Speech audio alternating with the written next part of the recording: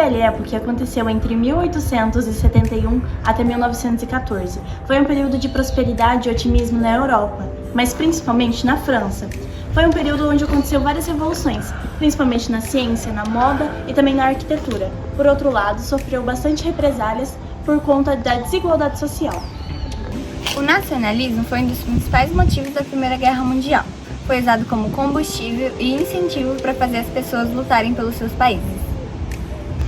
O imperialismo consistia na expansão e no domínio de uma nação para as outras nações, ou seja, dominação e extração de recursos, de propriedades, territórios, colônias, etc. Outro fator muito importante e motivador da guerra foi a política de aliança entre países. Então, primeiro a gente tem a Tríplice Entente, que é a Inglaterra, a França e a Rússia, e do outro lado a gente tem a Tríplice Aliança, que é a Alemanha, a Itália e a Áustria-Hungria.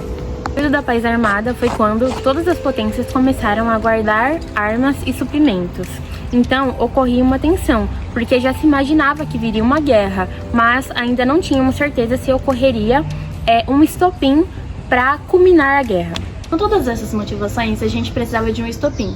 O estopim aconteceu no dia 28 de junho de 1914, que foi a morte do Francisco Ferdinando, que era o sucessor ao trono da Áustria-Hungria.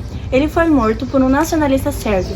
Depois da morte do arquiduque Francisco Ferdinando, as potências começaram a declarar uma contra as outras por conta da política de alianças.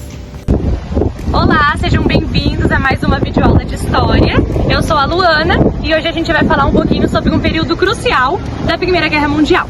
Vamos falar das batalhas super importantes de Verdun e do Somme, a entrada dos Estados Unidos na guerra e a Revolução Russa, focando principalmente nos anos de 1916 e 1917. Acompanhe a gente!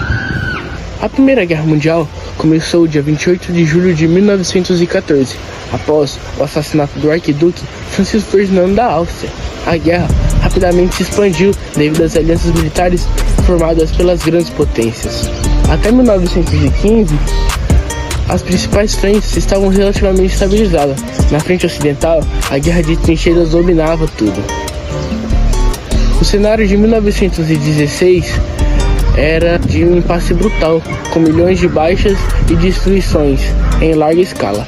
As nações beligentes estavam buscando maneiras de quebrar esse impasse e alcançar a vitória o mais rápido possível. A Batalha do Verdun começou no dia 21 de fevereiro de 1916, quando o exército alemão lançou um ataque maciço lá em Verdun, na França. Isso foi planejado pelo general Erich von Falkenhayn. Erich von Falkenhayn? Ele acreditava que, através de um ataque, de um desgaste contínuo e implacável, a França poderia ser obrigada a sair da guerra. Os alemães esperavam sangrar a França até a morte, de modo que atacassem ela sem parar lá na cidade de Verdun, para que ela concentrasse todos os seus recursos lá e esgotasse, devido a tanta força concentrada em um lugar só. Essa batalha terminou em dezembro de 1916, resultando ali em mais ou menos 600 mil baixas combinadas. 600 mil, 700 mil baixas combinadas. Verdun se tornou um grande símbolo de sacrifício e resistência para os franceses. A Batalha do Somme. A Batalha do Somme começou em 1º de julho de 1916, planejada pelos aliados com uma ofensiva para aliviar a pressão sobre Verdun e desgastar as forças alemãs. Essa ofensiva foi liderada pelo exército britânico, com apoio do exército francês na região do rio Somme.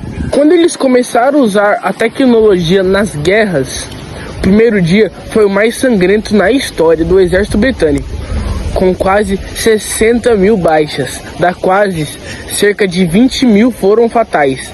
As linhas alemãs estavam bem fortificadas e os ataques iniciais dos britânicos enfrentaram a resistência feroz.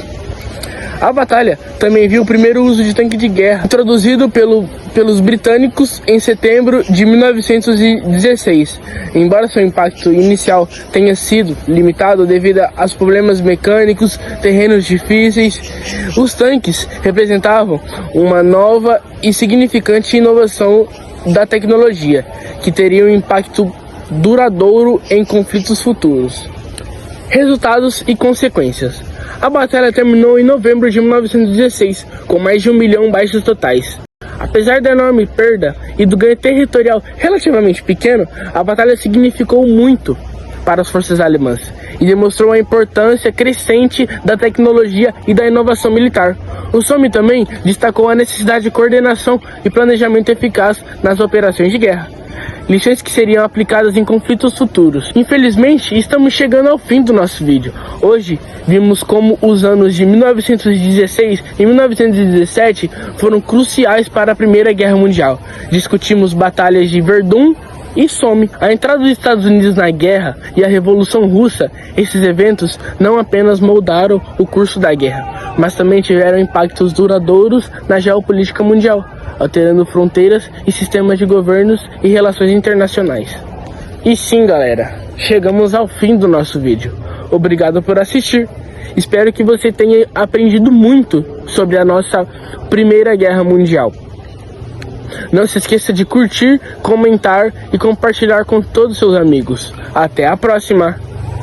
Em 11 de novembro de 1918, os aliados e a Alemanha assinaram o Armistício de Compiègne, o que levou posteriormente ao colapso imediato, na verdade, dos impérios austro-húngaro, otomano, alemão e russo, e também em 1919 levou ao Tratado de Versalhes, o que limitou bastante o poder econômico e bélico, né, da Alemanha.